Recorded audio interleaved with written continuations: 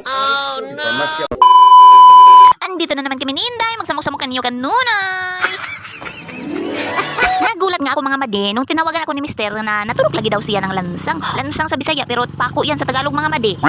Kaya ngayon samahan nyo kami ni Inday, nasamahan si Papa Kulot na magpa-inject. Oh my God, magpa-inject ang hadlukan og dagom mga madi. Oy, sa totoo lang mga madi, takot na takot talaga yan magpa-inject si Mister. Ayaw na ayaw niya magpabunot ng ngipin. Titiisin na lang daw niya ang sakit kaysa ma-injeksyonan ng karayom. Hoy! Pero ngayon, wala ka nang kawala dahil matusukan ka talaga ngayon. Hindi mo naman talaga maiiwasan ang mga aksidente. Kaya nung tinawagan niya ako na natusok siya ng pako, sinabihan ko siya agad na magpa-inject dayon ng anti-tetanus. Ayaw sana niya, pumayag.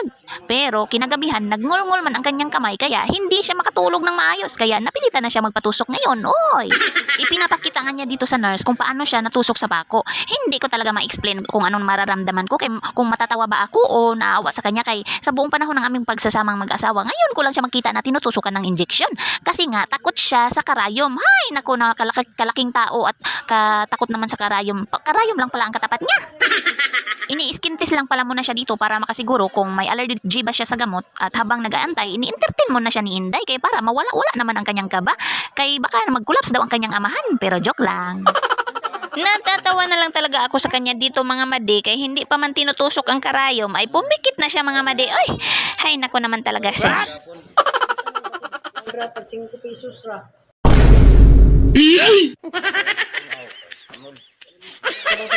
Mabuti na lang talaga at mabait ang nurse na nag-assist sa kanya. At least napanatag yung kalooban niya. Nalingaw-lingaw siya ba kay historiador man pod ang nurse. Kaya parang nawala-wala yung sa kalooban niya ang sakit ng dagom ba. Duha ka buok.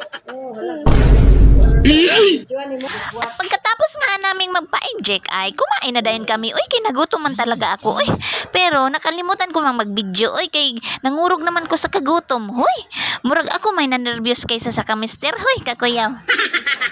Pagkatapos nga namin kumain ay umuwi na dayon kami kay mag-work para ba si Mister. Sinabihan ko nga siya nga huwag mo na magtrabaho kay baka mapaano ang na-enjoy. Ang trabaho, andyan lang yan. Huwag mo pagudin ang sarili mo. Paano na lang kami kung anong mangyari sa'yo. Hoy, ka-uwi.